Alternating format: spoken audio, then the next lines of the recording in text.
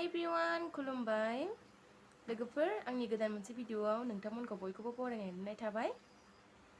दिनै आं गोदान मोनसे भिडिअ लानानै फैलायबाय नोंथांमोननि सिगाङाव। ओमफ्राय नोंथांमोना आंनि भिडिअखौ आंजों लोगोसे जोबजासिम नायफालांदो। दिनै आं मोनसे जायगायाव थांनो नागिरदों, ओमफ्राय दा आं बबे जायगायाव थांगोन नोंथांमोना आंनि भिडिअखौ जोबजासिम नायफालांबानो मिन्थिगोन आरो। थ' लोगोफोर बिदिब्ला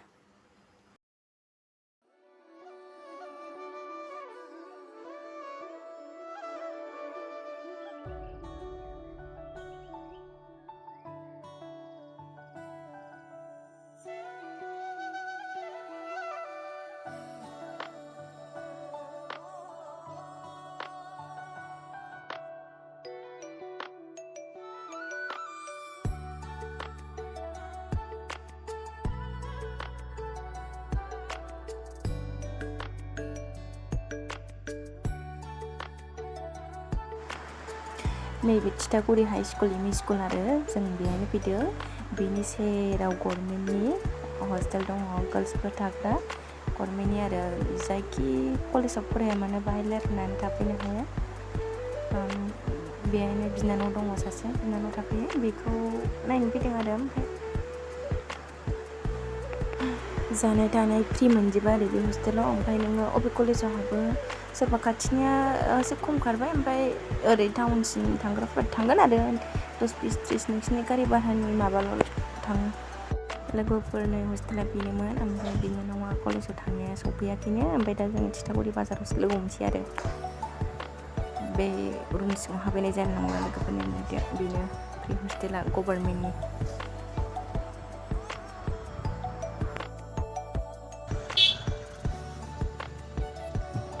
बिनानावखौ लोगो हमखांनानै टाउनाव डेलि मार्केटाव एसे बेरायफैबाय आरो। शपिं खालामबाय एसे फिसानो।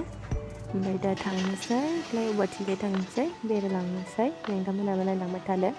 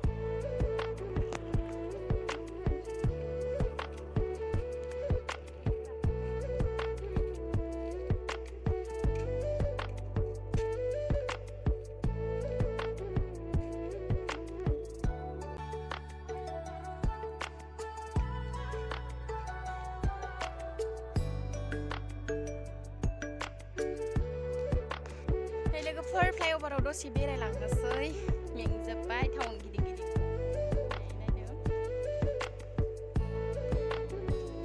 नै रेलआ साइथिंआ फ्लाइअभारनिफ्राय नुहुरनाया।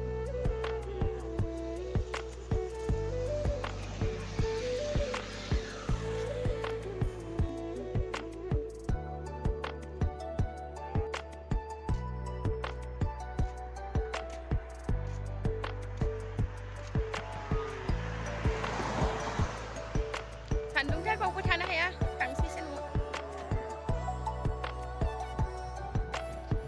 फ्लाइअभारनि गाहायाव दैबाना जादों एसे।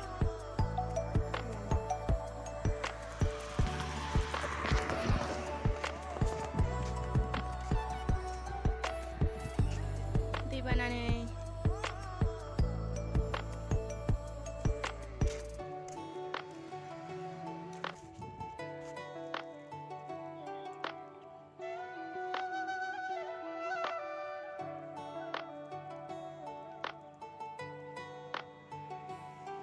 हाजोखौ नुहुरा दिनै बावखुंग्रि हाजोखौ।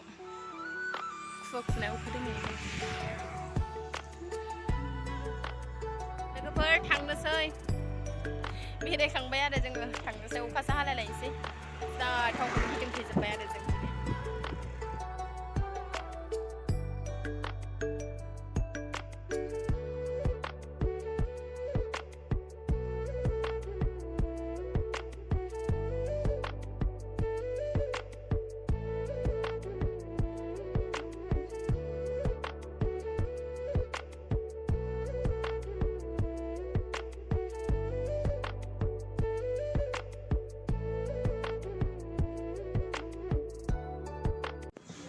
नै जोङो दा थिनालि मोनफैबाय मेथाइ जानो हाबबाय दखानाव लोगोफोर चावमिन जानो नागिरदों जोंहा चावमिन लोगोफोर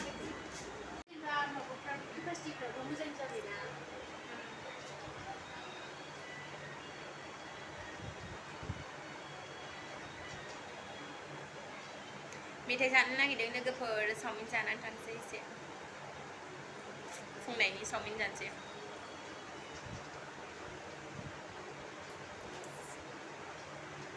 दाबो हनै बै दादाया चावमिनखौ एवगासिनो आरो बे हा औ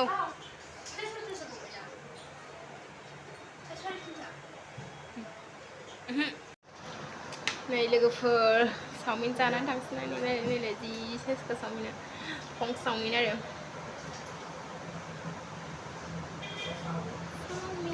रेस्टुरेन्टफोरनिफ्राय बिदि फिसा फिसौ जानायासो गोथावसिन लोगोफोर आंथ' रेस्टुरेन्टफोरनिखौ थावनायसो मोना गोदै गोलासो मोनो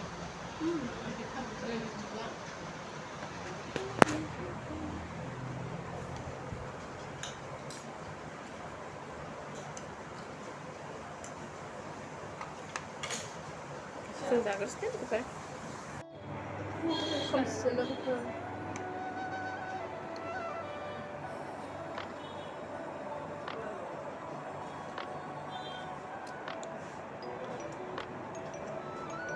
अमा मेजेम